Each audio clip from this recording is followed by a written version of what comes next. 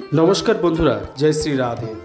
এক দীর্ঘ প্রতীক্ষার প্রায় 11 মাস পর স্বস্তির নিঃশ্বাস নেওয়ার সময় আসতে চলেছে গ্রহের সেনাপতি মঙ্গল দ্বারা।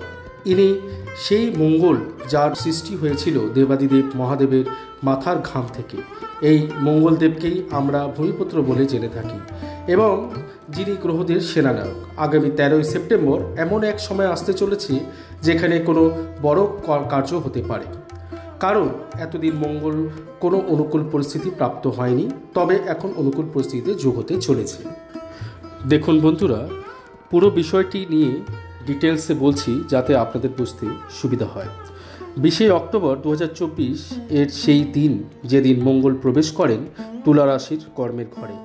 অগ্নিতত্ত্বের রাশি মঙ্গলের প্রবেশ জলতত্ত্বের রাশির ঘরে হওয়ার জন্য যে উৎসাহ উদ্দীপনার সাথে আপনারা কর্মস্থানে এফোর্ট দিয়েছিলেন, সেই প্রকার আশানুরূপ ফল হয়তো আপনারা পাননি। এরপর বক্রী অবস্থায় মঙ্গল প্রবেশ করেন তুলা রাশির ভাগ্যস্থানে। এই ঘরে থাকায় ভাগ্যের স্বাদ কিছুটা হলেও পেয়েছিলেন, কিন্তু পুনরায় মার্গী হয়ে মঙ্গল প্রবেশ করেন আগের স্থানে। এতে আপনারা মানসিকভাবে বাধার সম্মুখীন হয়েছিলেন।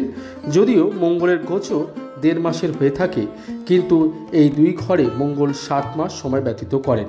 এরপর 6 জুন 2025 মঙ্গল প্রবেশ করেন তুলা রাশির আয়ের ঘরে। এক অনুকূল পরিস্থিতির সৃষ্টি হওয়ার উচিত ছিল, কিন্তু সেই স্থানে আগের থেকে বিরাজমান ছিলেন কেতুদেব, যে কারণে অঙ্গার যোগের সৃষ্টি হয়েছিল। যদিও লাভের পরিস্থিতি তৈরি হচ্ছিল, কিন্তু কঠোর পরিশ্রমের পর যেন অঙ্গারের উপরে দিয়ে এগোতে হয়েছিল। এছাড়াও যে পরিমাণ পরিশ্রম আপনারা করেছিলেন সেরূপ ফল হয়তো আপনারা পাননি। পরের তারিখ হলো 28 জুলাই 2025, যেদিন মঙ্গল গোচর করে ব্যয়ের ঘরে।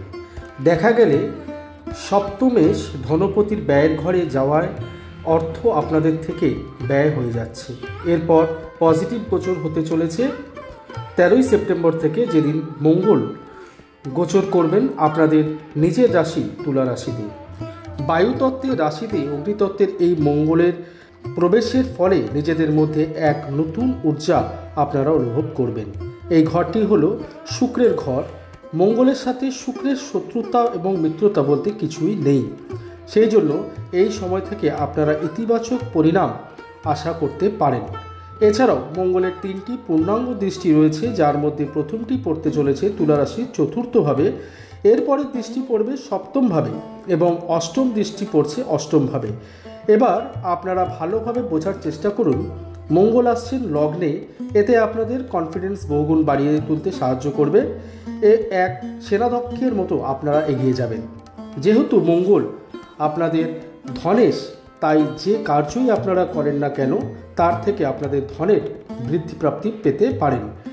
মঙ্গলের পরের দৃষ্টি পড়ছে 4র্থভাবে, যা 10 নম্বরের রাশি শনিদেবের রাশি। এখানে এসে মঙ্গলের দৃষ্টি উচ্চস্থ অবস্থা প্রাপ্ত হবেন। যেহেতু 4র্থ ভাব প্রপার্টির ঘর এবং মঙ্গল হলেন ভূমিপুত্র, এতে বলাই যায় যে প্রপার্টি রিলেটেড কোনো সমস্যা থেকে থাকলে তার থেকে মুক্তি পেতে চলেছেন। এছাড়াও যদি প্রপার্টি সেল অথবা পারচেস করার কোনো পরিকল্পনা করে থাকেন, তাহলে এই সময় হলো উপযুক্ত সময় সফলতা পাওয়ার জন্য। এরপর মঙ্গলের 7ম দৃষ্টি পড়তে চলেছে 7মভাবে, যে ঘরের স্বামী স্বয়ং মঙ্গলদেব, এবং কোনো ঘরের স্বামী কখনো নিজের ঘরকে নষ্ট হতে দেন না। এই গোচরে দাম্পত্য জীবনে কোনো সমস্যা থেকে থাকলে তার সমাধান হওয়ার পথও পেয়ে যাবেন এবং ব্যবসার সফলতা প্রাপ্তির সম্ভাবনা রয়েছে এই সময় যদি কোনো নতুন ডিল করতে চান অথবা পার্টনারশিপ ব্যবসা থেকে থাকে, তাহলে এক অনুকূল পরিস্থিতি আপনারা পেতে চলেছেন। এবং মঙ্গলের 8ম দৃষ্টি পড়ছে 8ম ঘরে, এতে মানসিক অশান্তি, ডিপ্রেশন এগুলি থেকে থাকলে আপনারা মুক্তি পেতে চলেছেন। এছাড়াও যারা জ্যোতিষবিদ্যা, তন্ত্র সাধনা, আধ্যাত্মিকতা বা কোনো প্রকারের রিসার্চের সাথে জড়িত আছেন, তারা সফলতা পেতে পারেন। মঙ্গলের সুপ্রভাব পাওয়ার জন্য আপনারা হনুমান চালিসা এবং সুন্দর কাণ্ডের পাঠ করতে পারেন। এর পরের আগামী 6-7 মাস পর্যন্ত মঙ্গলের গোচর আপনাদের ক্ষেত্রে অনুকূল থাকতে চলেছে। এর সাথেই আজকের এই ভিডিও এখানে সমাপ্ত করলাম। আশা করি আপনারা বিষয়টি ভালোভাবে বুঝতে পেরেছেন। যদি আমার বোঝানো আপনাদের সার্থক মনে হয় তাহলে অবশ্যই একটি লাইক করবেন এবং নতুন বন্ধু হয়ে থাকলে চ্যানেলটিকে সাবস্ক্রাইব করতে ভুলবেন না।